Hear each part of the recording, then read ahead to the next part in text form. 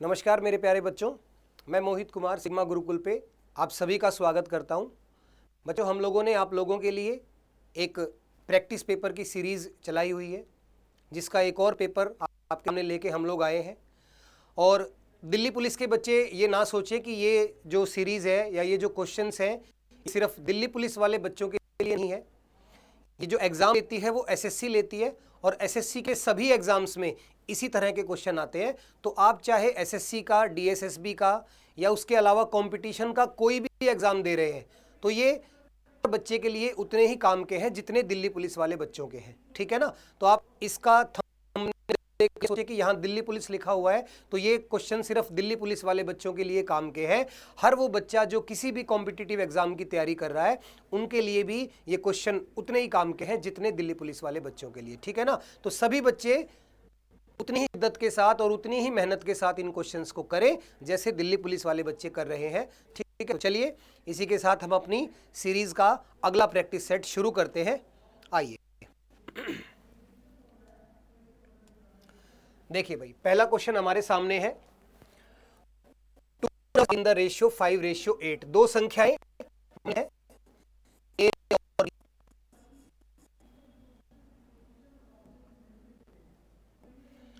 और उसमें 5 और 8 का है। दो संख्याओं में 5 और 8 का रेशियो है।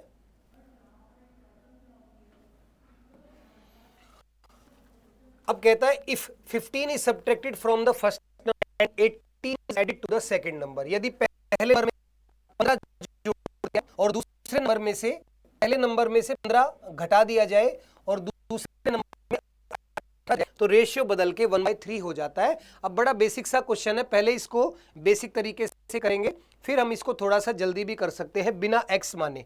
ठीक है, तो पहले तो हम ये ले लेते हैं, पहला नंबर 5x और दूसरा नंबर 8x। अब उसने क्या किया, पहले नंबर में से 15 माइनस कर दिया और दूसरे नंबर में उसने क्या किया, 18 ऐड कर दिया। ठीक है,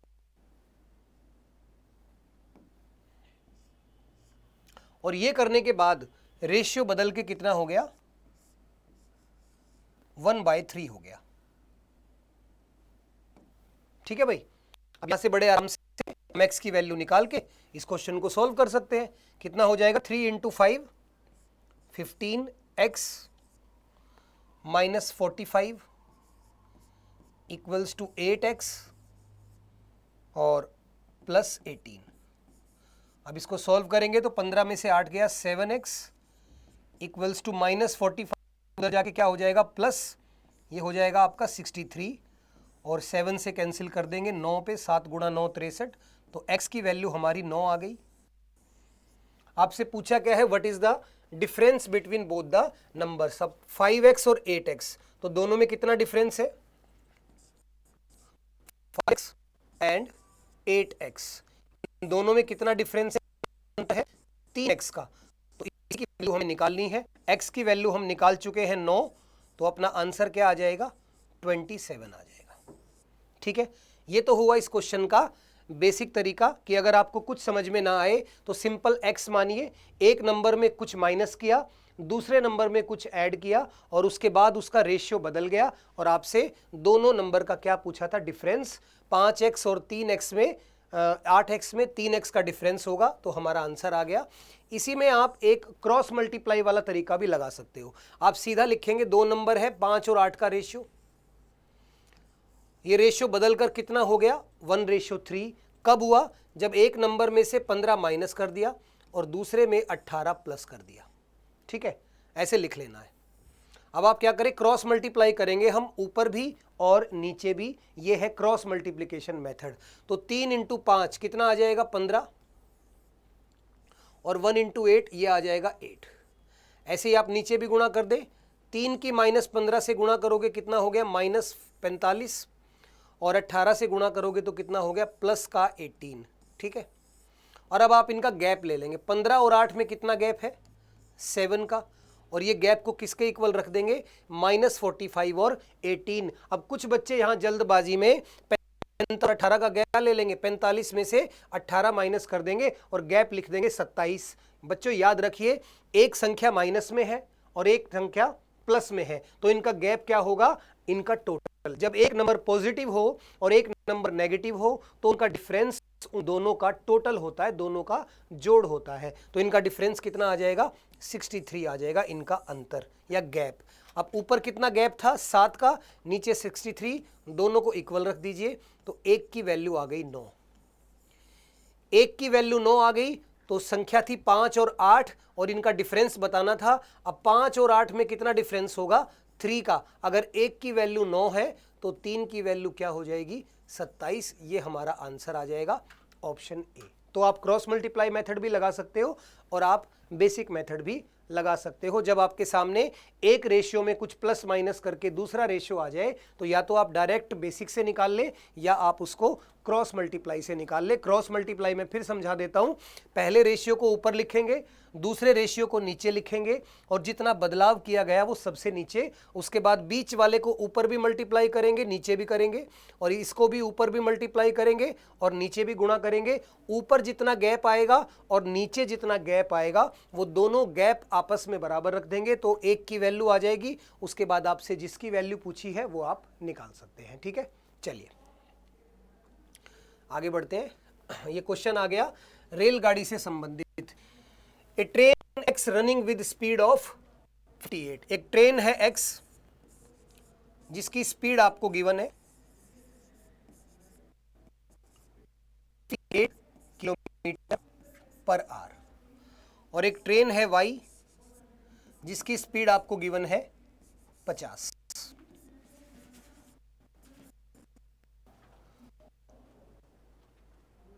ए train X running with speed of 58 crosses a train Y. अब जो एक्स है वो वाई को क्रॉस कर लेती है कितनी देर में, 16 सेकंड में।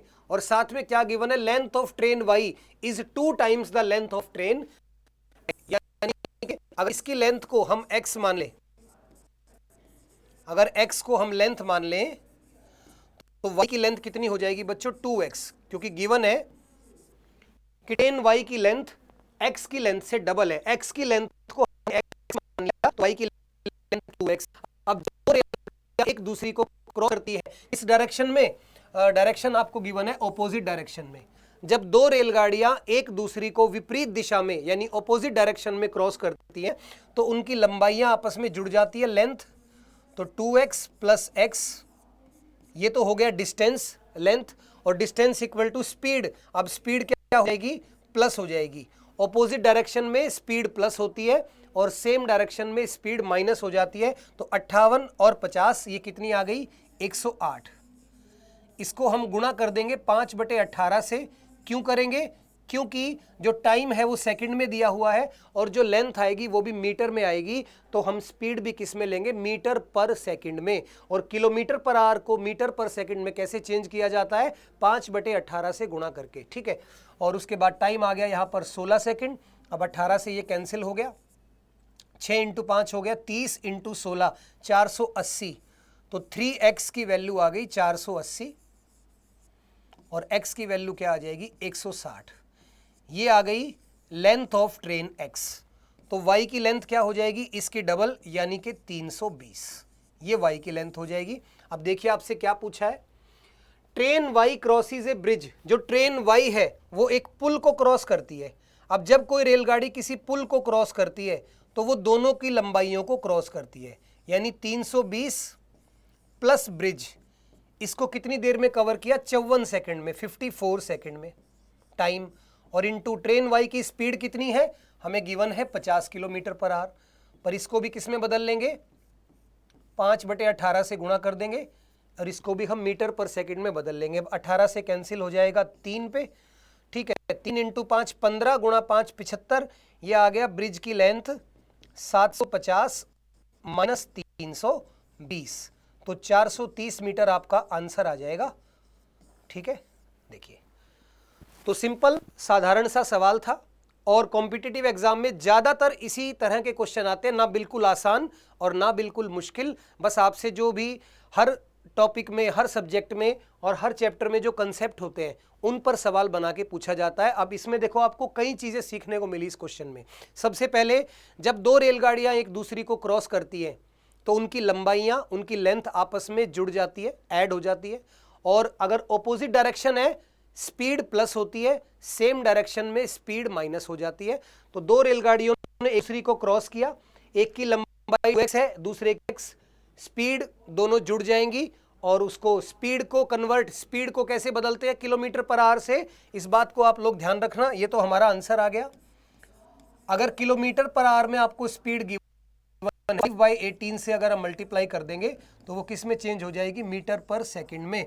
और इसी तरह से अगर आपको स्पीड किस में गिवन है, मीटर पर सेकंड में, तो उसको आप 18/5 से गुणा कर देंगे तो वो किस में चेंज हो जाएगी, किलोमीटर पर आवर में। ठीक है, ये बात आप लोग ध्यान रखेंगे, ये आपको कई बार काम आएगी कई तरह के क्वेश्चन में। तो पहले दो रेलगाड़ियों ने एक दूसरी को पार किया तो वहां से हमने रेलगाड़ी की लंबाई निकाल ली। फिर उनमें से एक रेलगाड़ी ने किसी पुल को, ब्रिज को पार किया, और जब पुल पार होता है तब भी दोनों लंबाइयां, यानी ट्रेन की लंबाई और पुल की लंबाई आपस में जुड़ जाती है। और उसके बाद 54 सेकंड में क्रॉस किया और वहां से हमने अपना आंसर निकाल लिया। तो पुल की जो लेंथ है वो कितनी आ जाएगी, 430 मीटर आ जाएगी। ठीक है भाई, चलिए अगला क्वेश्चन देखते हैं। मेंसुरेशन का सवाल है। The curve surface area of A right circular cylinder. हमारे सामने क्या है, एक सिलेंडर है जिसका कर्व सरफेस एरिया हमें गिवन है कितना, 1144। अब सिलेंडर के कर्व सरफेस एरिया यानी वक्र पृष्ठीय क्षेत्रफल, इसका फॉर्मूला क्या होता है, 2πRh। 42। ठीक है, अब यहां हमें इसकी हाइट भी गिवन है 14 सेंटीमीटर, तो हम इसकी रेडियस निकाल सकते हैं। रेडियस क्या होगी, 11 divided by 2 into pi into H. तो 2 गुणा पाई की वैल्यू 22 डिवाइडेड बाई 7, तो 7 ऊपर चला जाएगा और साथ में हाइट। ठीक है, 7 से ये कैंसिल हो गया, 7 दूनी 14, तो 2 हो गया 4, 4 से गुना 24, 22 से इसको कैंसिल करेंगे तो ये 22 एकम 22 और 22 दिए 66, ये 13। तो रेडियस यहां से कितनी, 13 सेंटीमीटर। ठीक है, एक सिलेंडर है जिसका हमें क्या गिवन था, कर्व सरफेस एरिया यानी कि वक्र पृष्ठीय क्षेत्रफल, जिसका फॉर्मूला होता है 2πRh। वहां से हमने सिलेंडर की क्या रेडियस, अब क्या निकालना है, इसका वॉल्यूम निकालना है। तो वॉल्यूम यानी कि आयतन, और वॉल्यूम का फॉर्मूला क्या होता है, πr²h। देखिए पेपर में जब आप ये क्वेश्चन सॉल्व करें तो आप फॉर्मूला ना लिखें। यहां मैं इसलिए लिख रहा हूं क्योंकि मैं आपको पढ़ा रहा हूं और पढ़ाते हुए हमें फॉर्मूले जरूर पढ़ने चाहिए जिससे हमारा रिवीजन हो जाता है। ठीक है ना, तो πr²h पेपर में आप डायरेक्ट इनकी वैल्यू लिखिए। पाई की वैल्यू 22/7, रेडियस है 13 इंटू 13 और हाइट कितनी है 14। ठीक है भाई, तो यहां से कैलकुलेट करिए, 7 दूनी 14। अब देखो, अब बच्चा यहां पर ना मल्टीप्लाई करने की कोशिश करेगा, मल्टीप्लाई नहीं करना। 22 इंटू 2 कितना हो गया, 44, और 13 का स्क्वायर होता है 169। ठीक है, अब यहां पर हम लोग सबसे पहले क्या चेक करते हैं, जब भी हमें मल्टीप्लाई करके आंसर निकालना है, यानी कि हम क्वेश्चन के बिल्कुल लास्ट में पहुंच गए हैं और मल्टीप्लाई कर हमें सिर्फ आंसर निकालना है, मल्टीप्लाई करने की जरूरत नहीं है। आंसर का यूनिट डिजिट चेक कर लीजिए। तो अगर हम लोग 9 और 4 की गुणा करते हैं तो ये आएगा 36 यानी कि 6, लेकिन 2 ऑप्शन में हमें 6 दिखाई दे रहा है। तो अब इसका क्या इलाज करेंगे, 2 ऑप्शन में 6 आ गया, तो अब थोड़ा सा लगाएंगे अपनी इमेजिनेशन, थोड़ी सी सोचने की शक्ति बढ़ाइए, क्योंकि हम कंपटीशन एग्जाम की तैयारी कर रहे हैं। हम स्कूल लेवल के बच्चे नहीं हैं कि हम हर क्वेश्चन को पूरा पूरा सॉल्व करेंगे, जरूरी नहीं है। कई बार मल्टीप्लाई खुद हमें बता देती है कि ये वाला आंसर होगा, तो ये काम हमें पेपर में करना पड़ेगा अगर हमें मल्टीप्लाई से, बड़ी बड़ी कैलकुलेशन से बचना है। तो कभी कभी हम लास्ट में कैलकुलेशन नहीं करते, उसको देख के लगते कि आंसर तो यही वाला होगा। ठीक है ना, तो ध्यान रखिए। अब देखो यहां 169 है, ये लगभग 170 है, यानी कि 17 सोच लीजिए मन में, 170 में 0 को भूल जाइए, 17 और ये कितना है 4। अब 17 और 4 की गुणा करेंगे तो कितना आएगा 68, यानी कि आंसर 63 तो नहीं हो सकता ये वाला, इससे तो बड़ा होगा। तो 100% आंसर क्या होगा, ये वाला। बाकी आपके पास अगर पेपर में समय है तो आप इसको गुणा कर लेना, आंसर यही आएगा। पर मैंने आपको बता दिया, सबसे पहले क्या करें, आप यूनिट डिजिट इकाई का अंक चेक करें। अगर 9 चौक 36, 6, एक ही अगर ऑप्शन में 6 है लास्ट में तो आंसर लगा देना। अगर एक से ज्यादा ऑप्शन में 6 है तो फिर अंदाजा लगाना कि कौन सा हो सकता है, क्योंकि ऑप्शन ज्यादा नजदीक नहीं होते, इतना गैप एग्जामिनर देता है ऑप्शन में कि आप ऑप्शन पहचान सकें। और मान लो कि एग्जामिनर इतना ज़्यादा आपसे खफा हो गया कि उसने ऑप्शन भी बहुत नज़दीक नज़दीक दे दिए, तो यार मल्टीप्लाई करना कोई बड़ी बात नहीं है, लेकिन अगर मल्टीप्लाई से बच जाएं तो हमारा टाइम बच जाता है, ठीक है ना। मजबूरी हो जाएगी तो मल्टीप्लाई तो कर ही लेंगे फिर लास्ट में। तो कोशिश करना पहले यूनिट डिजिट इकाई का अंक पहचानिए, अगर वहाँ से क्लियर नहीं हुआ तो फिर लगभग मल्टीप्लाई देखिए, ये लगभग 17 है और ये लगभग 4 साढ़े 4 है, तो वो आंसर जो है ना वो 70 के आसपास ही आएगा, तो एक में ही है 70, ठीक है ना। चलिए, तो ये चीज ध्यान रखना, हर जगह मल्टीप्लाई करना जरूरी नहीं होता। अब देखिए यहां पर भी बच्चा डेसिमल देख के घबराएगा, जबकि ये बहुत सिंपल सा क्वेश्चन है। The average of 15 number is 23.4। देखिए आप सभी जानते हैं कि एवरेज यानी कि औसत, एवरेज इक्वल्स टू क्या होता है, सम यानी कि कुल योग, total sum upon total numbers, सम अपॉन नंबर्स, यही होता है एवरेज, ठीक है ना। और कभी कभी अगर हमें एवरेज गिवन है और संख्याएं गिवन है तो हमें क्या मिल जाएगा, सम मिल जाएगा। अब इस क्वेश्चन में हम इसी चीज का इस्तेमाल करेंगे। देखिए गिवन है 15 संख्याएं हैं और उनका एवरेज हमें गिवन है 23.4, ठीक है। तो अगर 23.4 को हम किससे गुणा कर देंगे, 15 से, तो हमें क्या मिल जाएगा, सम मिल जाएगा 15 संख्याओं का। अब बच्चे कहेंगे सर डेसिमल है, गुणा करने में टाइम लगेगा। बिल्कुल भी नहीं लगेगा। देखिए 23 की गुणा पहले 15 से कीजिए। अब किसी भी नंबर की अगर आपको 15 से मल्टीप्लाई करनी है तो आप पहले उसको 10 से मल्टीप्लाई करो और फिर 10 का आधा होता है 5, यानी उसमें उसका आधा जोड़ दो। मैं छोटा सा एग्जाम्पल लेता हूं, मान लीजिए आपको 8 की गुणा करनी है किससे, 15 से। मान लो आपको ये नहीं आता तो आप 15 की बजाय 8 की मल्टीप्लाई 10 से कर लो, कितना हो गया 80, और उसके बाद क्या है 5, 80 में उसका आधा जोड़ दो 40, 120। तो किसी भी नंबर को 15 से गुणा करना हो तो आप पहले उसको 10 से मल्टीप्लाई करो, 10 से मल्टीप्लाई करके जितना आया उसका आधा उसमें आप जोड़ दीजिए, ठीक है। अब यहां करो, देखो 23 गुणा 15 करना है तो 23 गुणा 10 कर दो, 230 हो गया, और 230 में 230 का आधा यानी कि 115, ये आप जोड़ दो, 230 और 115 कितना हो गया 345। और अब क्या रह गया, 4 और 15 की गुणा, 15 गुणा 4 हो गया 60, लेकिन पॉइंट है तो 6 रह गया। ये 15 गुणा 4 कितना होता है 60, लेकिन पॉइंट है 1, तो 1 जीरो कैंसिल हो जाएगा, तो 15 गुणा 0.4 कितना हो जाएगा 6, 345 और 6 कितना आ गया 351। अब इतना टाइम तो मुझे समझाने में लगा, वरना तो बहुत जल्दी सीधा बच्चा करता है 23 गुणा 10 230, उसमें उसका आधा जोड़ दिया 345, और 15 चौक 60, 6 345 और 6 कितना आ गया 351। तो आप इसको मन मन में भी कर सकते हैं, हर चीज करनी जरूरी नहीं है। उसके बाद क्या कहता है आगे, एवरेज ऑफ फर्स्ट 9 नंबर्स, कहता है पहले 9 नंबर, पहली 9 संख्याओं का एवरेज कितना है। ये मैंने आगे पीछे लिख दिया, उसकी कोई दिक्कत नहीं है, ये नंबर है, ये एवरेज है, ठीक है। चलो यहां भी एवरेज ही पहले लिख देते हैं, उससे एक सीक्वेंस बनी रहेगी। देखिए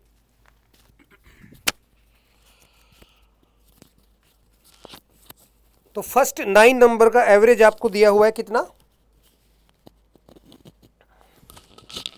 एक मिनट भाई, हाँ जी। देखिए एवरेज आपको गिवन है पहले 9 नंबर का 25, एवरेज 25 और संख्याएं कितनी है 9। अब 25 गुणा 9 कितना हो जाएगा भाई 225, ठीक है। और उसके बाद लास्ट 7 नंबर्स, और लास्ट 7 नंबर इनका एवरेज कितना दिया हुआ है 22.5। अब यहां देखिए फिर मल्टीप्लाई से आप घबराएंगे क्योंकि डेसिमल आ गया, जबकि बहुत आसान है। 22 गुणा 7 कितना हो जाएगा 144 या 154, 154, ठीक है ना। 20 गुणा 7 होता है 140, और 2 गुणा 7 होता है 14, तो 154 आ गया 154, और 7 को आधे से गुणा करोगे, 7 का आधा कितना होता है भाई 0.5 का मतलब होता है आधा, 7 का आधा क्या होगा 3.5, 154 और 3.5 तो कितना आ गया टोटल 157.5। ठीक है, तो ये कितने नंबर हो गए 16 नंबर, 16 नंबर का टोटल इनको जोड़ देंगे कितना आ जाएगा 5, 7 और 5 12 और 8 और ये आ गया आपका 382.5, 16 नंबर का टोटल। और 15 नंबर का टोटल कितना है, 15 नंबर का टोटल हमें दिया हुआ है 351, तो यहां से क्या निकल के आ जाएगा, अब देखो पहले 9 नंबर और आखिरी के 7 नंबर, इसमें कौन सा नंबर रिपीट हो गया 9वां नंबर, 9th नंबर रिपीट हो गया, तो अगर हम 16 में से 15 माइनस करेंगे तो हमें कौन सा नंबर मिल जाएगा 9th नंबर मिल जाएगा। ठीक है भाई, अब 9th नंबर निकाल लेते कितना आ जाएगा 0.5 और ये आ जाएगा 1 और 3 31.5, ये 9th नंबर आ गया। अब क्वेश्चन में क्या बोला गया है, अगर इस 9th नंबर को हटा दें तो बाकी 14 नंबर का एवरेज क्या होगा। भाई टोटल 15 नंबर थे, उसमें से अगर 9th नंबर को हटा दें यानी 351 में से क्या माइनस कर दें 31.5, ठीक है, तो ये आ जाएगा 0.5 9 और 1 319.5 ये आ गया। अगर हम इन 15 संख्याओं में से ये जो 9th नंबर हमने निकाला इसको हटा देते तो कितना बचेगा 319.5, और अब इसका एवरेज आपको निकालना है, तो 319.5 और 14 नंबर है, एवरेज अब आप निकाल सकते हैं, 14 दूनी 28 फिर 14 दूनी 28 22.8 इसके आसपास आंसर आ जाएगा, तो ये आपका आंसर हो जाएगा। ठीक है, तो मुश्किल क्वेश्चन नहीं है, 15 क्वेश्चन का एवरेज दिया हुआ है, टोटल निकाल लिया, पहले 9 का एवरेज दिया हुआ है टोटल आ गया, और अगले 7 का दिया हुआ है टोटल आ गया, तो 16 नंबर का टोटल इतना और 15 नंबर का टोटल इतना, तो हमने 9th नंबर निकाल लिया, इस नंबर को 15 नंबर में से हटा दिया तो टोटल बचा इतना, और अब 14 नंबर रह गए, 14 का एवरेज आ जाएगा। तो अगर थोड़ी सी भी कैलकुलेशन की प्रैक्टिस है तो बड़ा इजी बिल्कुल स्ट्रेट क्वेश्चन है एवरेज का, बस वही है डेसिमल को देख के घबराना नहीं है, आप डेसिमल को भी मन मन में या माइंड में कैलकुलेट कर सकते हैं। चलिए अगला क्वेश्चन देखते हैं, थोड़ा सा लेंदी है, ध्यान से समझेंगे। The compound interest on a certain sum at 15% per annum for 2 years is ₹5958। देखिए क्या दिया हुआ है, हमें CI दिया हुआ है, चक्रवृद्धि ब्याज, CI कंपाउंड इंटरेस्ट 5958, रेट भी गिवन है,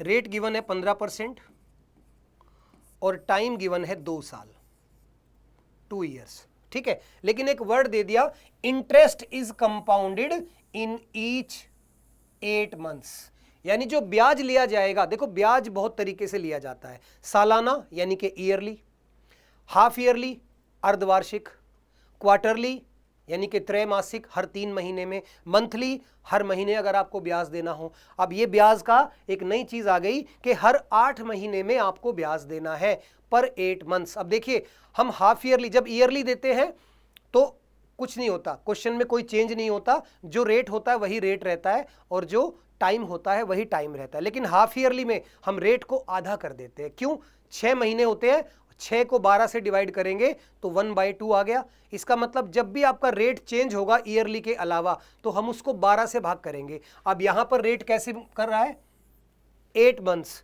तो यानी कि हम रेट को चेंज करेंगे, 8 months है, हर 8 महीने में ब्याज देना है। अगर ब्याज महीने के हिसाब से दिया जाए तो हमेशा उसको 12 से भाग करते हैं, इसीलिए जब 6 महीने में देना होता है तो 6/12 करते हैं, जब क्वार्टरली 3 महीने में देता होता है तो 3 को 12 से डिवाइड करते हैं। अब 8 महीने में ब्याज देना है, 8 को 12 से डिवाइड करेंगे तो हमारे पास ये एक फ्रैक्शन आ गया 2/3। अब इसका क्या करना है, इसको रेट के साथ एज इट इज मल्टीप्लाई करना होता है। भाई रेट को जब हाफ ईयरली होता है तो रेट को आधा करते हैं, 10 गुणा 1/2, अब हमारे पास क्या आया 2/3, तो रेट की इससे गुणा हो जाएगी, हमारा रेट बदल जाएगा और रेट क्या हो जाएगा 5 दूनी 10%। रेट हम इस क्वेश्चन में लेंगे 10%, और टाइम क्या होता है, ये 2/3 है ना, इसका उल्टा 3/2, क्योंकि जब 1/2 होता है तो टाइम को 2/1 से गुणा करते हैं, रेट आधा होता है और टाइम डबल हो जाता है, तो यहां रेट 2/3 होगा और टाइम 3/2 हो जाएगा, तो टाइम अपने पास क्या आ जाएगा 3। ठीक है, अब ध्यान देना, जब भी रेट 10% होता है तो 10% का मतलब है 1/10, यानी ये नीचे वाला है अपना प्रिंसिपल और ये क्या है, इंटरेस्ट। तो 10 से अगर 10 रुपये पे 1 रुपये ब्याज मिलेगा तो अमाउंट कितना आ जाएगा, 11। ठीक है, और 3 साल, टाइम कितना है, 3 है तो इसका क्यूब कर दो, 2 साल है तो स्क्वायर कर दो, तो यानी कि हमारा प्रिंसिपल हो गया 1000 और ये क्या आ गया, अमाउंट, और इसके बीच वाली संख्या क्या आ गई, ब्याज, 331। और यही 331 किसके बराबर है, 5958। यही 331 किसके बराबर है, 5958 के। यहां से हम 1 यूनिट की वैल्यू निकाल लेते हैं, 5958 डिवाइडेड बाय 331। इसको आप भाग करेंगे, पहले 1 पे जाएगा फिर 8 पे जाएगा, तो हमारा 1 की वैल्यू आ गई 18। और अब हम क्या निकाल लेते हैं, प्रिंसिपल। ठीक है, बात समझ में आई होगी। दोबारा समझा देता हूं, रेट, अगर रेट महीनों के हिसाब से लिया जाएगा तो उसको पहले 12 से भाग करेंगे। अब इंटरेस्ट कैसे लग रहा है, 8 महीने में, तो 12 से डिवाइड कर दो, हमारे पास एक फ्रैक्शन आ गया 2/3। इसको रेट के साथ एज इट इज मल्टीप्लाई करना है और टाइम के साथ उल्टा करके मल्टीप्लाई करना है। ठीक है, तो रेट हो गया 10%। 10% का मतलब 1/10, यानी कि 10 रुपये पे 1 रुपये ब्याज मिलेगा, तो 10 से 11 हो जाएगा हमारा अमाउंट। और 3 साल टाइम दिया हुआ है तो क्यूब कर देंगे, यानी प्रिंसिपल, ये इसको कहेंगे प्रिंसिपल, इसको बोलेंगे अमाउंट। और प्रिंसिपल और अमाउंट का गैप ही क्या होता है, इंटरेस्ट होता है, ब्याज होता है। ये हो गया आपका ब्याज। ठीक है भाई, अब ब्याज तो हमें दिया हुआ है कितना, 5958। तो ब्याज गिवन है, 1 की वैल्यू 18 आ गई, प्रिंसिपल कितना आ जाएगा, 18000, क्योंकि हमारा प्रिंसिपल कितना है, 1000, और 1 यूनिट की वैल्यू कितनी आई, 18, प्रिंसिपल 18000 आ गया। अब क्या निकालना है, if interest is compounded annually then the same sum at same rate and in same time will amounted to how much. ठीक है, यानी रेट सेम रहे, मतलब रेट क्या रहे, वही 15%, रेट 15% और टाइम भी वही रहे 2 साल, तो फिर कितना अमाउंट आएगा। तो जब 2 साल का आपको निकालना है, 15% का मतलब क्या होता है, 15% मतलब हो गया 3/20, 5 से काट देंगे तो यानी कि अमाउंट क्या हो जाएगा, 23, 20 पे और गुणा 23 और फिर 20 पे। ठीक है, अब यहां देखिए, फिर आपको मैं कैलकुलेशन करना सिखाऊंगा। 0 से 0 कैंसिल, ये 2 × 2, 2 से कट जाएगा ये 180, 90 पे, और फिर 2 से कट जाएगा 45 पे। अब देखिए, अब अपने पास क्या आ गया, 45 × 23 × 23, यानी कि 529, और 9 × 5 कितना होता है, 45, एक में ही 5 है, तो 23805। ये हमारा आंसर आ गया। थोड़ा सा लेंदी सवाल है, लेकिन इतना भी लेंदी नहीं है। अगर आपके कंसेप्ट अच्छे हैं, आपकी प्रैक्टिस अच्छी है, तो सबसे पहले भाग के आप क्या करेंगे, रेट और टाइम को चेंज करेंगे और क्या निकाल लेंगे, प्रिंसिपल। प्रिंसिपल निकालते ही आपको अमाउंट निकालना है, रेट 15% है और टाइम वही 2 साल यूज करना है। तो आपने कैलकुलेशन करेंगे, मल्टीप्लाई करने की जरूरत नहीं है, 9 × 5 यानी कि एंड में 5 आएगा, यही हमारा आंसर हो सकता है, बाकी कोई आंसर हो ही नहीं सकता। ठीक है ना, चलिए भाई आगे बढ़ते हैं। नेक्स्ट क्वेश्चन, एक आदमी ने 40 दर्जन बनानास खरीदे 60 रुपए पर डजन के हिसाब से। देखिए, एक आदमी कितने केले लेके आया, 40 डजन, 40 दर्जन, और 60 रुपए का एक दर्जन है, तो हम ये बोल सकते हैं टोटल उसने 2400 रुपए के केले खरीद लिए। ये क्या हो गई उसकी कॉस्ट प्राइस, यानी कि सीपी। ठीक है, कॉस्ट प्राइस। उसने 3/4 को 25% प्रॉफिट पे बेच दिया। पहले बताओ 40 का 3/4 क्या होगा, 40 का 3/4 होगा 30। ठीक है, अब 30 उसने किस पे बेच दिए, 25% प्रॉफिट पे। बताओ खरीदे कितने में होंगे, 60 रुपए का एक दर्जन है, यानी कि 1800 रुपए में खरीदे होंगे, और 25% प्रॉफिट मतलब 125% पे उसने बेच दिए। तो यहां से हमारे पास, हम इसको कैलकुलेट कर लेंगे, ये कितना आ जाएगा, 18 10 18 दूनी 36, ये आ जाएगा आपका 2250 रुपए। तो इतना तो ये हो गया सेलिंग प्राइस किसका। देखिए ध्यान से सुनिए, एक आदमी 40 दर्जन केले खरीद के लाया, 60 रुपए का एक दर्जन है, तो टोटल उसने 2400 रुपए के केले खरीद लिए। अब जितने खरीदे उसमें से 3/4, 40 का 3/4 होगा 30, यानी कि 1800 रुपये। ये 1800 रुपये क्या है? Cost price. और 25% प्रॉफिट पे बेच दिया। जब किसी चीज को 25% प्रॉफिट पे बेचते हैं तो सेलिंग प्राइस कितनी हो जाएगी? 125%, यानी सेलिंग प्राइस आ गई 2250 रुपये, यानी कि 2250 रुपये अभी तक वो कमा चुका है। अब उसके बाद क्या क्या उसने, 2 दर्जन केले खराब हो गए, जो बाकी के 10 दर्जन बचे, कितने बच गए? 10 डजन। इसमें से 2 डजन, यानी कि 60 से अगर गुणा करेंगे 120 रुपए का उसको लॉस हो चुका है। ठीक है, 120 रुपए का लॉस उसे ऑलरेडी हो चुका है। और उसके बाद जो बाकी बचे 8 दर्जन, उसमें उसको 5% का लॉस हुआ। 8 दर्जन कितने के होंगे? 60 × 8, 480 रुपए के। और इस पे उसे 5% का लॉस है, यानी उसने कमाया कितना है? 95% सेलिंग प्राइस, यानी 480 रुपए के हैं और 5% का लॉस हुआ है। तो इसका 95 निकाल लो या डायरेक्ट 5% निकाल लो, हमें लॉस पता लग जाएगा, क्योंकि प्रॉफिट तो मालूम है अभी तक कितना कमाया है, 450 रुपये अभी तक वो कमा चुका है, क्योंकि 1800 रुपये की चीज को 2250 में बेच चुका है, मतलब 450 रुपये कमा चुका है। और 120 रुपये का नुकसान हो गया। और यहां कितने का नुकसान हो गया उसे? 480, ये इसको कैंसिल कर दो, 2 से कैंसिल करेंगे, 5 दूनी 10, तो 24 रुपये का नुकसान यहां हो गया। तो टोटल उसे 144 रुपये का लॉस हुआ है और 450 का प्रॉफिट हुआ है।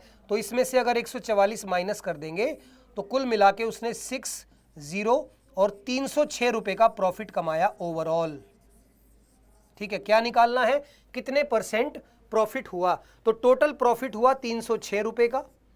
कितने के खरीद के लाया था? 2400 रुपये के, और मल्टीप्लाई कर देंगे 100 से, तो ये आपका आंसर आ जाएगा और ये 12.75% आ जाएगा। ठीक है, तो ऑप्शन डी हमारा आंसर आ जाएगा। तो सिंपल क्वेश्चन था, लेकिन थोड़ी सी कैलकुलेशन थी। 40 दर्जन केले खरीदे 2400 रुपये के, उसमें से 30 दर्जन बेच दिए प्रॉफिट पर, 450 रुपये कमा लिए। 2 दर्जन खराब हो गए, यानी 120 रुपये का नुकसान, और बाकी 8 दर्जन पे 5% का लॉस हुआ, यानी कि 24 रुपये का नुकसान यहां हुआ। तो 144 का तो नुकसान हुआ और 450 उसने कमाए, तो टोटल उसने 306 रुपये कमाए 2400 रुपये पर। तो उसका टोटल प्रॉफिट आ जाएगा 12.75%। चलिए नेक्स्ट देखिए, x is the largest number. Largest number जब भी लिखा होता है तो किसका क्वेश्चन होता है? HCF का। लार्जेस्ट नंबर है, जिसको इन सब से डिवाइड करें तो रिमाइंडर क्या बचेगा? 6, 10 और 14। देखिए 3 नंबर है 397, 435 और 541। इन तीनों को किसी ऐसे नंबर से बड़े नंबर से डिवाइड करना है कि डिवाइड करने के बाद रिमाइंडर क्या बचे? 6, 10 और 14, 6, 10 और 14। ठीक है, तो जब भी आपको लार्जेस्ट नंबर निकालना हो तो वहां क्या करते हैं? सबसे पहले रिमाइंडर को माइनस किया जाता है। जब भी HCF का क्वेश्चन आए, हाईएस्ट कॉमन फैक्टर का, और आपको रिमाइंडर गिवन हो तो सबसे पहले रिमाइंडर को माइनस करना है। तो माइनस करेंगे, अपने पास आ जाएगा 391, 425 और 527। ठीक है, अब आपको इन तीनों का क्या निकालना है? HCF। वही आपका आ जाएगा क्या? X आ जाएगा। ठीक है, अब HCF के बहुत सारे तरीके हैं। आप डिवाइड वाला मेथड लगा सकते हैं, पर मैंने आपको एक मेथड बताया है कि जब संख्याओं के बीच का, नंबर्स के बीच का जो गैप है, अगर वो कम हो तो आप गैप से भी HCF निकाल सकते हैं। देखिए इन दोनों का गैप मुझे दिखाई दे रहा है 34, तो HCF या तो 34 होगा या 34 का कोई फैक्टर होगा। तो 34 से तो ये डिवाइड होता नहीं है, तो 34 का फैक्टर क्या क्या होंगे? 17 होगा और 2, क्योंकि 17 दूनी 34 होता है।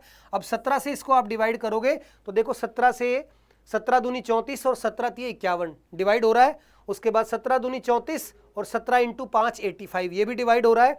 17 × 3 51 और 17 एकम 17, तो 17 से ये तीनों नंबर डिवाइड हो रहे हैं, किससे? 17 से। तो 17 ही हमारा HCF आ जाएगा, यानी कि x की वैल्यू 17 आ जाएगी। और हमें निकालना क्या है? 3x + 4, तो गुणा कर दीजिए, 3 × 17 + 4, तो आंसर आ जाएगा 55। ठीक है, ये आपका आंसर हो जाएगा ऑप्शन बी। तो याद रखिए, जब भी आपको लार्जेस्ट नंबर निकालना हो तो मतलब HCF का क्वेश्चन है। HCF के क्वेश्चन में अगर आपको रिमाइंडर दिए हुए हो तो रिमाइंडर को माइनस करके जो बाकी नंबर बच गए उनका HCF निकाल लेना, वही आपका आंसर होगा, यानी HCF होगा। और उसके बाद आपसे ये एक वैल्यू पूछी हुई थी जिसको हमने निकाल लिया। तो याद रखना HCF गैप से भी निकाला जा सकता है। दोबारा समझ लीजिए, अगर दो नंबर के बीच का गैप बहुत ही कम है तो आप वो गैप लिख लीजिए और सबसे पहले गैप से उनको डिवाइड करके देखिए। अगर गैप से ये तीनों नंबर डिवाइड हो गए तो वही आपका HCF होगा, नहीं तो उस गैप का कोई छोटा फैक्टर, छोटा गुणनखंड उसका HCF होगा। ठीक है ना। तो 34 का फैक्टर क्या हो जाएगा 17 और 2। अब 2 से तो ये डिवाइड होगा ही नहीं, तो सीधी सी बात है 17 से ही डिवाइड होंगे। एक बच्चा बोला सर 17 से भी नहीं हुआ, तो जो नंबर किसी से भी डिवाइड नहीं होता उसका HCF 1 होता है, लेकिन यहां HCF 1 हो ही नहीं सकता क्योंकि 1 से डिवाइड करके 6 रिमाइंडर, 10 रिमाइंडर, 14 रिमाइंडर नहीं बचेगा। तो ये तो तय है, अगर 14 रिमाइंडर बचा हुआ है तो HCF कम से कम 14 से बड़ा होगा, मिनिमम 15 होगा। तो इसलिए भी आप 17 को लगा सकते थे। ठीक है, चलिए आगे बढ़ते हैं। नेक्स्ट, ऑयल का प्राइस 20% कम हो गया तो एक आदमी, अच्छा ये 15 यहां लिख दिया भाई, इसको ये जो 15 है ये एक्चुअली यहां नहीं आएगा, ये यहां आएगा बॉट, यहां आएगा 15 लीटर्स। तेल का मूल्य 20% कम हो गया तो एक आदमी 15 लीटर तेल ज्यादा खरीद पाता है 4500 रुपए में। तो आपको इनिशियल प्राइस निकालना है। इनिशियल प्राइस को क्या कहा जाता है, ओरिजिनल प्राइस। ठीक है। अब जब भी किसी चीज का प्राइस बढ़ने से या कम होने से आपको क्वांटिटी कम या ज्यादा मिलती है तो वहां पर आप ओरिजिनल प्राइस डायरेक्ट तरीके से निकाल सकते हैं। देखिए इस फॉर्मूले को आप याद रखना, ये क्वेश्चन एसएससी बार बार अलग अलग एग्जाम्स में पूछता रहता है। ओरिजिनल प्राइस कैसे निकलेगा, परसेंटेज लेस या मोर अपॉन 100 प्लस मोर और 100 minus less into price upon quantity. ठीक है, जब भी किसी चीज का प्राइस बढ़ जाए या कम हो जाए और उसकी वजह से आपकी क्वांटिटी कम या ज्यादा हो जाए तो आप हमेशा ओरिजिनल प्राइस निकाल सकते हैं कि ओरिजिनली वो चीज कितने रुपए लीटर थी या कितने रुपए किलो थी या कितने रुपए ग्राम थी। ठीक है ना। तो यहां पर प्राइस देखो कितना कम हुआ 20%, तो ऊपर लिख देंगे 20। अगर कम होगा तो 100 में से माइनस करेंगे, अगर प्राइस बढ़ेगा तो 100 में जोड़ देंगे, तो 20/80 आ जाएगा इंटू 4500 प्राइस, और कितने लीटर कम मिला 15। ठीक है ना। इसको सॉल्व कर दीजिए, 20 से कट गया 4 पे, 15 से ये 300 और 300/4 आ गया 75 रुपए पर लीटर। तो ओरिजिनली 75 रुपए का 1 लीटर आता था। अगर आपसे पूछ लिया कि बताओ रिड्यूस्ड प्राइस कितना है, भाई प्राइस कम हो गया ना, तो आपसे पूछ ले रिड्यूस्ड प्राइस, घटा हुआ मूल्य 1 किलो का, यानी अब कितने का है 1 किलो घटने के बाद, प्राइस कम होने के बाद 1 लीटर कितने का है, तो ये है ओरिजिनल प्राइस। और 20% कम हो गया तो मतलब कितना बच गया 80%। जब कोई चीज 20% कम हो जाती है तो वो बचती कितनी है 80%। तो आप 75 का 80% निकाल दीजिए और ये आपका आ जाएगा 60 रुपीज पर लीटर। ठीक है, हमसे खाली क्या पूछा था ओरिजिनल, तो अपना आंसर 75 आ जाएगा। लेकिन अगर आपसे रिड्यूस्ड प्राइस भी पूछा जाए तो जितना कम हुआ उतना परसेंट उसमें से निकाल दो आप। ठीक है, चलिए next. The perimeter of a garden is 253 metre. एक गार्डन है सर्कुलर गार्डन और पेरीमीटर दिया हुआ 253 यानी कि 2 पाई आर, इसकी वैल्यू है 253। तो यहां से हम रेडियस निकाल सकते हैं। रेडियस आ जाएगी 253 डिवाइडेड बाय 2 गुणा 22 और यहाँ पे 7। ठीक है, तो कैंसिल करेंगे, सिर्फ कैंसिल क्या होगा 11 से कैंसिल होगा जी, बिल्कुल 11 से कैंसिल हो जाएगा। 11 दूनी 22 और 11 दूनी 22 और 11 3 33। तो रेडियस हमारी क्या आ गई 23 इंटू 7/4। अब आप कहेंगे सर आपने ये ऊपर मल्टीप्लाई क्यों नहीं किया, क्योंकि अभी हमसे रेडियस नहीं पूछी, हमसे क्या पूछा है what is the cost of levelling at rate of 18 rupees 8 per metre square. ठीक है, कॉस्ट ऑफ लेवलिंग निकालनी है। अब सबसे पहले तो ध्यान रखिए, कॉस्ट ऑफ लेवलिंग ये कैसे निकलेगी, एरिया इनटू पर मीटर कॉस्ट, कि 1 मीटर पर मीटर स्क्वायर कॉस्ट। अब पर मीटर स्क्वायर की कॉस्ट हमें दी हुई है कितनी, 8 रुपए, यानी कि किसी सर्कुलर गार्डन को, देखिए सर्कुलर गार्डन को लेवल करना है, यानी ये इस लेवल कहाँ किया जाता है, अंदर वाली जगह एरिया को लेवल किया जाता है। तो कॉस्ट ऑफ लेवलिंग हमेशा कैसे निकलेगी, एरिया इंटू 1 मीटर स्क्वायर की कॉस्ट। अब एरिया कितना है, पाई आर स्क्वायर, पाई की वैल्यू 22/7, रेडियस कितनी है, ये रही रेडियस, तो रेडियस आ जाएगी 23 into 7 into 23 into 7 upon 4 into 4, और कॉस्ट कितनी है, 8 रुपए पर मीटर स्क्वायर कॉस्ट। ठीक है, अब अगेन यहां मल्टीप्लाई आ गई, हमें जरूरत ही नहीं पड़ेगी मल्टीप्लाई करने की, ध्यान से समझना। देखिए 7 से ये 7 कैंसिल हो गया, 4 से ये कैंसिल हो गया, 4 दूनी 8, 2 से ये कैंसिल हो गया 2 पे, और 2 से ये कैंसिल हो गया 11। अब ध्यान से देखना, 11 इंटू 7 77 इंटू 23 का स्क्वायर होता है 529। ठीक है, 9 और 7, 9 इंटू 7 कितना होगा, 63, यानी कि लास्ट में 3 आएगा, और एक ही ऑप्शन में 3 है, तो ये आपका आंसर आ जाएगा। ठीक है भाई, तो मल्टीप्लाई नहीं करना, मैंने रेडियस को भी यहां पूरा पूरा नहीं निकाला, और यहां पर भी पूरा सॉल्व नहीं किया, केवल यूनिट डिजिट देख लिया। 9 और 7 की गुणा करेंगे तो 3 आएगा लास्ट में, और लास्ट में 3 एक ही ऑप्शन में है, तो वही आपका आंसर हो जाएगा। ठीक है, चलिए आगे बढ़ते हैं। नेक्स्ट क्वेश्चन नंबर 10, ए की इनकम 20% ज्यादा है बी से, लिख लेते हैं। ए की इनकम 20% ज्यादा है बी से, तो बी को अगर 100 लेंगे तो ए की इनकम कितनी हो जाएगी, 120। उसके बाद सी की इनकम 55% कम है ए और बी की टोटल इनकम से। सी की इनकम ए और बी की टोटल इनकम से 55% कम है, तो ए और बी की टोटल इनकम क्या हो जाएगी, 220, और 220 से 55% कम है, 55% लेस, तो है कितनी, 45%। तो 220 का आप क्या निकाल लीजिए, 45%, ये आ जाएगी सी की इनकम। ठीक है, 0 से 0 कैंसिल, 5 इंटू 2 9, और 2 से कैंसिल हो जाएगा 11, 99, ये आ गई सी की इनकम। ठीक है, 99। अब ध्यान देना, ए बी सी तीनों की इनकम हमारे पास आ चुकी है। क्या पूछा है, सी की income is what percent less than A की इनकम। सी की इनकम ए की इनकम से कितना परसेंट कम है, तो सबसे पहले देखो कितनी कम है, 21, किससे, 120 से, और इंटू 100। अब इसको सॉल्व कर देंगे। ठीक है, 0 से 0 कैंसिल, 2 से कैंसिल हो गया 5, 6, 6 से कैंसिल करोगे क्या आएगा, 3.5, और इसको 5 से इंटू करोगे तो ये आ जाएगा आपका 17.5% लेस। ठीक है, तो आसान सा क्वेश्चन था। ए की इनकम बी से 20% ज़्यादा है, तो बी की इनकम को 100 मान लिया, ए की हो गई 120। सी की इनकम इन दोनों की 45% है, क्योंकि 55% कम है, तो 220 का 45% यानी कि 99 आ गई सी की इनकम। और पूछा क्या है, सी की इनकम ए की इनकम से कितना परसेंट कम है, तो आंसर आएगा 17.5% लेस। ठीक है, चलिए आगे बढ़ते हैं। नेक्स्ट, ये फिर से एक ब्याज का क्वेश्चन आ गया, थोड़ा सा ध्यान से करना, ये क्वेश्चन भी हल्का सा लेंदी है। देखिए, कोई धनराशि का simple interest, A certain some of money at same annual rate of simple interest becomes इतना इन 4 ईयर एंड इतना इन 7 ईयर, यानी कि ये क्या है, अमाउंट है। कोई पैसा 4 साल में इतना हो गया और 7 साल में इतना हो गया, तो सबसे पहले यहां से क्या निकालते हैं, 1 साल में कितना ब्याज मिलता है, क्योंकि सिंपल इंटरेस्ट है और सिंपल इंटरेस्ट हर साल सेम रहता है, कंपाउंड इंटरेस्ट बदल जाता है, सिंपल इंटरेस्ट हर साल सेम रहता है।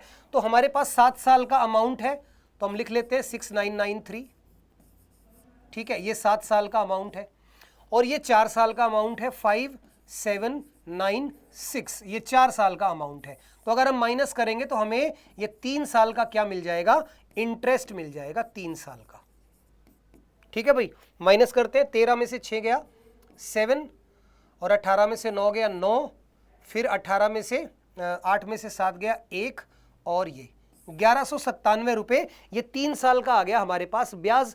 अब 3 साल का ब्याज है तो इसको 3 से कैंसिल कर दो, 1 साल का निकाल लेते हैं। 3 से कैंसिल करेंगे, 3 3 9 और 29 9 और 9 399 रुपये, ये 1 ईयर का इंटरेस्ट आ गया, 1 साल का ब्याज। बट हमें तो प्रिंसिपल चाहिए। अब हमारे पास 4 साल का क्या है, अमाउंट है, 4 साल का अमाउंट है, और अमाउंट में से अगर इंटरेस्ट को माइनस कर देंगे तो प्रिंसिपल मिल जाएगा। तो हम क्या करते हैं, इसको 4 से गुणा कर लेते हैं, जिससे हमें 4 साल का ब्याज मिल जाएगा। देखो सबसे पहले मैंने क्या किया, 7 साल का अमाउंट, 4 साल का अमाउंट, अमाउंट में से अमाउंट को माइनस करोगे तो 3 साल का ब्याज मिला 1197। फिर 1 साल का निकाल लिया, कितना, 399। अब 4 साल का चाहिए तो सीधा सीधा या तो गुणा कर दो, नहीं तो 1197 3 साल का था, इसमें 399 ऐड कर दो, तो ये आ गया 6 9 7 16 और 18 और 1 19 5 और 1596। ये 4 ईयर्स का क्या आ गया हमारे पास, इंटरेस्ट आ गया, 4 साल का ब्याज आ गया।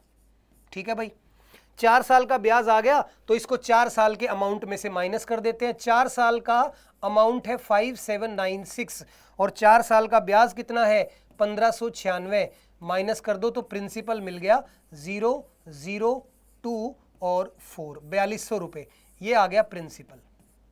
ठीक है, अब निकालना क्या है, for the sum of ₹7200 what will be the simple interest at same rate in 2.5 year. अब प्रिंसिपल नहीं, हमें तो रेट चाहिए, क्योंकि इस क्वेश्चन में रेट कहीं भी नहीं दिया हुआ। अब रेट कैसे निकलेगा, 399 रुपये कमाए हैं, 1 साल का ब्याज कितना है 399 रुपये, प्रिंसिपल कितना है 4200 रुपये और गुणा 100, यही रेट होता है। ठीक है ना, 0 से 0 कैंसिल, 7 से काट दो 6, 7 पंजे 35 और 7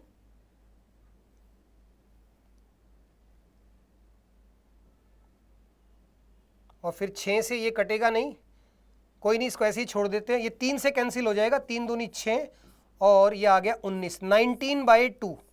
ठीक है, रेट हमारा कितना आ गया भाई 19/2, ये रेट आ गया। अब इसी रेट पे प्रिंसिपल हो गया 7200 जो कि यहाँ दिया हुआ है, टाइम है 2.5 साल, इंटरेस्ट निकालना है, प्रिंसिपल इंटू रेट कितना है 19/2, 100 से गुणा हो जाएगी 200 और टाइम है 5/2। अब इसको कैलकुलेट करना है तो सबसे पहले 2 0 से 2 0 कैंसिल, 2 दूनी 4, ये आ जाएगा 18, 18 इंटू 5 हो गया 90 इंटू 19, 19 गुणा 9 होता है 171, तो 1710 रुपये, ये हमारा आंसर आ जाएगा।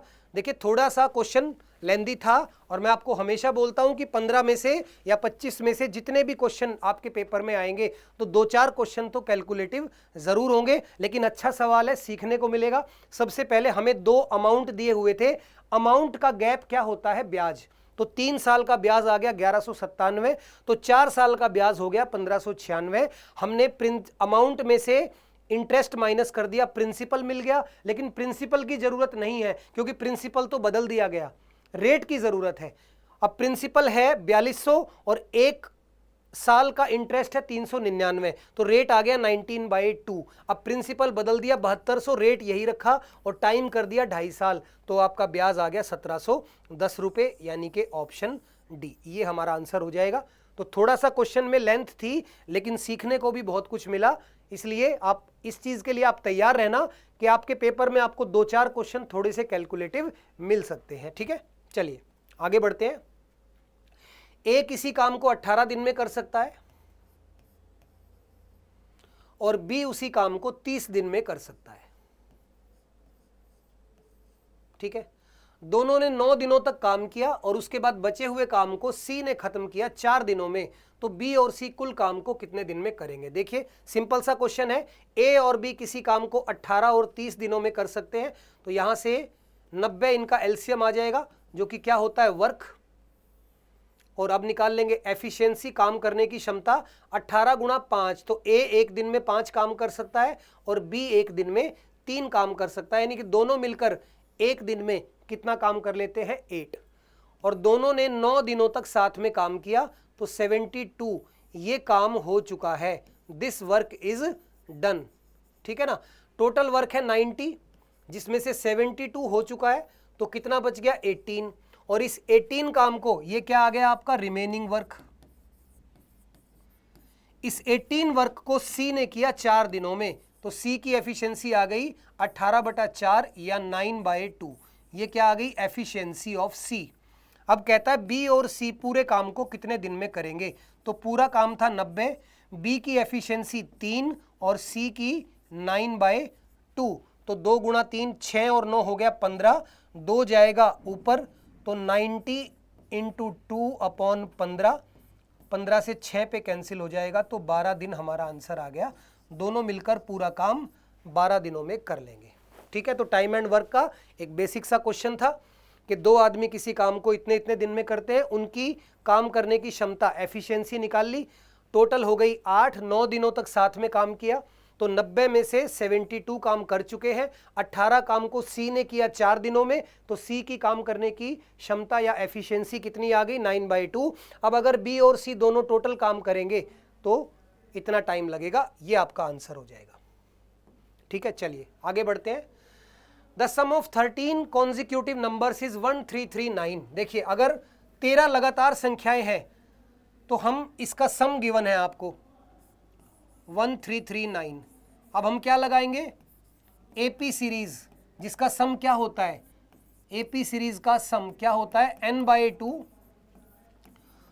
2a + n-1 × d, ये होता है एपी सीरीज का सम। अब क्योंकि लगातार संख्याएं हैं तो मतलब एपी सीरीज है, 13 संख्याएं हैं तो 13/2 n/2 2a। अब पहला नंबर हमें मालूम नहीं है, पहले नंबर को x मान लेते हैं, और प्लस n 13 - 1, और डिफरेंस कितना होगा 1 ही होगा। क्यों होगा 1? क्योंकि लगातार नेचुरल कंसेक्यूटिव नंबर है, लगातार संख्याओं में एक का ही गैप होता है। अब यहां से निकाल लेते हैं, 13 से कैंसिल करेंगे, यह आ जाएगा 103 × 2, तो इधर आ गया 206, 206 बराबर 2x + 12, 206 में से 12 माइनस करेंगे 194 बराबर 2x, और पहला नंबर आ गया हमारा 97। अब हमें क्या करना है, इन 13 नंबर में से out of these numbers what is the sum of prime number. अब प्राइम नंबर का सम निकालने का कोई फॉर्मूला नहीं होता, प्राइम नंबर निकालो और सम आ जाएगा आपके पास। तो x पहला नंबर हम लोग निकाल चुके हैं 97। अब देखिए टोटल नंबर है 13, अब 13 में से पहला 97 है, दूसरा क्या होगा 98, 99, 100, 101, 5 नंबर हो गए। उसके बाद 102, 103, 104, 105 और 106, ये हो गए 10 नंबर, और इसके बाद आएगा 107, 108 और 109। ठीक है ना। अब इसमें से ये आप देख लो कि प्राइम नंबर कौन कौन से हैं। अच्छा, प्राइम नंबर क्या होते हैं भाई, जो किसी से डिवाइड नहीं होते अपने अलावा और एक के अलावा। तो यहां से 97 ये प्राइम नंबर है, 101 ये प्राइम नंबर है, 103, 107 और 109, ये पांचों के पांचों क्या है प्राइम नंबर। इनको जोड़ देंगे, सबको ऐड करेंगे तो आपका आंसर आ जाएगा 517। ठीक है ना। ऐड करना है किसको, 109 + 107 + 103, 101 एंड 97, इन सबको ऐड करेंगे तो आपका क्या आ जाएगा 517। तो इस क्वेश्चन से हमने 2 बातें सीख ली, एक तो सम ऑफ एपी सीरीज मतलब किसी भी अरिथमेटिक प्रोग्रेशन या किसी भी लगातार श्रृंखला का सम टोटल कैसे निकालते हैं, ये फॉर्मूला है। उसके बाद पहला नंबर आ गया 97, टोटल 13 नंबर है जिनमें से प्राइम नंबर का टोटल निकालना था। तो प्राइम नंबर कौन कौन से होंगे, ये 5 प्राइम नंबर आएंगे, उनको आप ऐड कर देंगे, यही आपका आंसर आ जाएगा। चलिए अगला क्वेश्चन, ये बोर्ड मास रिलेटेड क्वेश्चन है, तो ये हमेशा हर क्लास में एक आध क्वेश्चन मैं बच्चों के लिए छोड़ देता हूं जो बच्चों वाला सवाल होता है।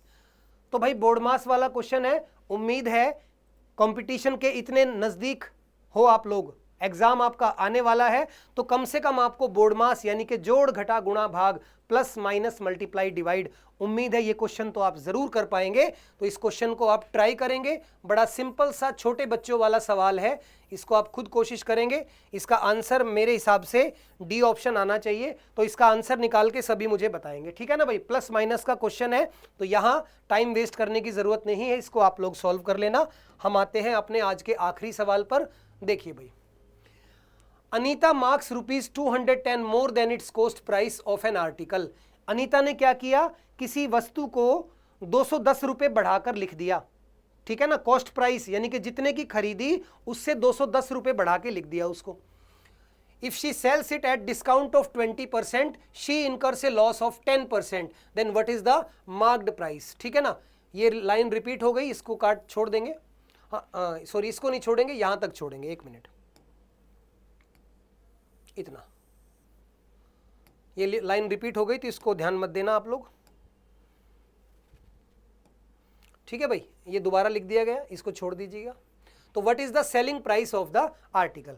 अब सबसे पहले एक बात, एक फॉर्मूला, एक जादुई फॉर्मूला, देखिए जादुई कुछ नहीं है, ये एक्चुअली एक प्रूव्ड रिलेशन है, लेकिन ये फॉर्मूला हमारा बहुत टाइम बचाता है और क्वेश्चन, बड़े बड़े सवाल इस फॉर्मूले से बड़ी जल्दी आपका टाइम सेव करते हैं। तो याद रखना, जब किसी क्वेश्चन में आपको क्या गिवन हो, डिस्काउंट गिवन हो, इस बात को अगर आप लोग याद रख लेंगे तो कई सारे क्वेश्चन में आपका टाइम बच जाएगा। अगर किसी क्वेश्चन में डिस्काउंट आपको गिवन हो और प्रॉफिट या लॉस में से कोई एक गिवन हो, ठीक है, प्रॉफिट या लॉस, क्योंकि एक ही क्वेश्चन में दो बातें तो नहीं हो सकती, या तो प्रॉफिट होगा या लॉस होगा, तो यहां से हम डायरेक्ट क्या निकाल सकते हैं, कॉस्ट प्राइस और मार्क्ड प्राइस का रेशियो।